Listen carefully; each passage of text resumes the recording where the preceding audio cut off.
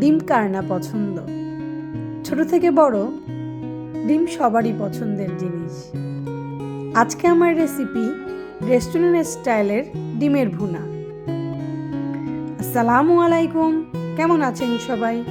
আমি এশা, welcome to story of এশা। এর জন্য আগে থেকেই পরিষ্কার করে নেওয়া ডিমগুলোকে একটা পাতিলের মধ্যে হালকা লবণ দিয়ে বেশ ভালো সময় নিয়ে ফুটিয়ে নিতে হবে। লবণটা দিলে ডিমগুলো যখন ছুলতে যাবেন তখন আর ভেঙে যাবে না। আপনি চাইলে এখানে হালকা ভিনেগারও ব্যবহার করতে পারেন। আমার একটু গন্ধ লাগে, এর জন্য আমি ভিনেগার ব্যবহার করিনি।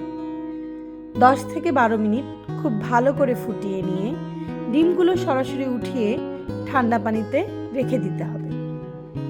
এর কারণে আপনার ডিমগুলো ছুলতে কোনো কষ্ট করতে হবে না। আমি এখানে 5টা ডিম নিয়েছি, কারণ আমার ফ্যামিলি মেম্বার 5 জন।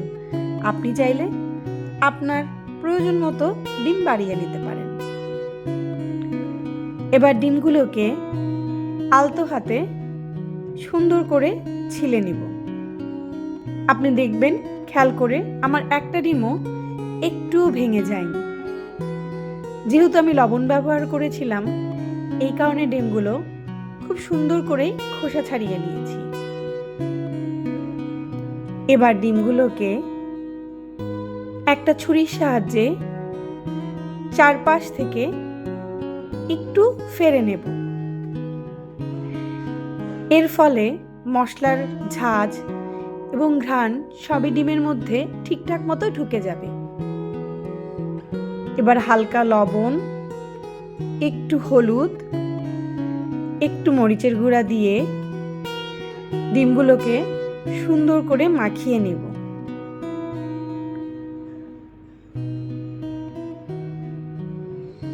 এবার এই ডিমগুলোকে ফ্রাই প্যানে তেল দিয়ে একে একে ডিম দিয়ে আলতো আঁচে ভেজে নেব। খুব বেশি কড়া করে ভাজবেন না, তাহলে ডিমের উপরটা শক্ত হয়ে যাবে, খেতে একটুও ভালো লাগবে না। আমার ডিমগুলো ভাজা হয়ে গেছে। এবার আমি ডিমগুলোকে তেল থেকে উঠিয়ে নিচ্ছি।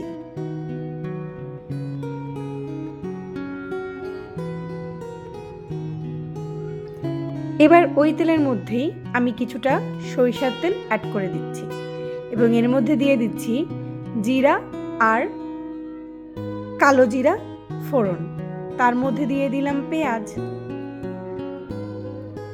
এবার পেঁয়াজ, জিরা, কালো জিরা হালকা ভেজে নেব।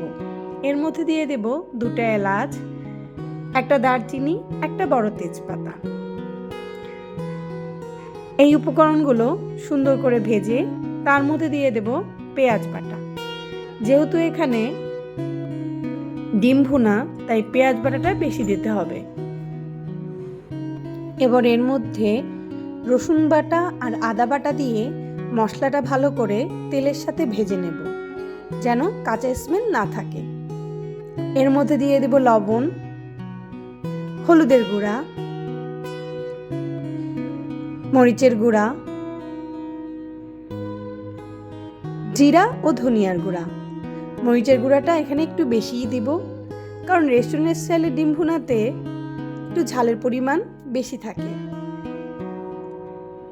এবার এই সব মশলা ভালো করে ভেজে অল্প একটু পানি দিয়ে সুন্দর করে কষিয়ে নেব। আসলে ডিমটা তো আগে থেকে সেদ্ধ করা, রান্নার তেমন কোনো প্রয়োজন নেই, তাই মশলাটা সময় নিয়ে কষাতে হবে। ধাপে ধাপে যতভাবে মশলা কষাবেন খেতেও তত ভালো লাগবে। এখানে আমি একটা টমেটো পিউরি করে নিয়েছি, সেই পুরো টমেটোর পিউরিটাই এই মশলার মধ্যে দিয়ে দেব।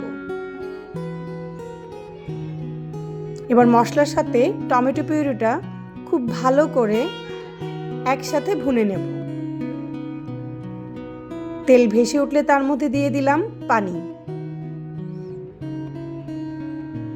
এবার এই ফুটন্ত ঝোলের মধ্যে ডিমগুলো দিয়ে দেব।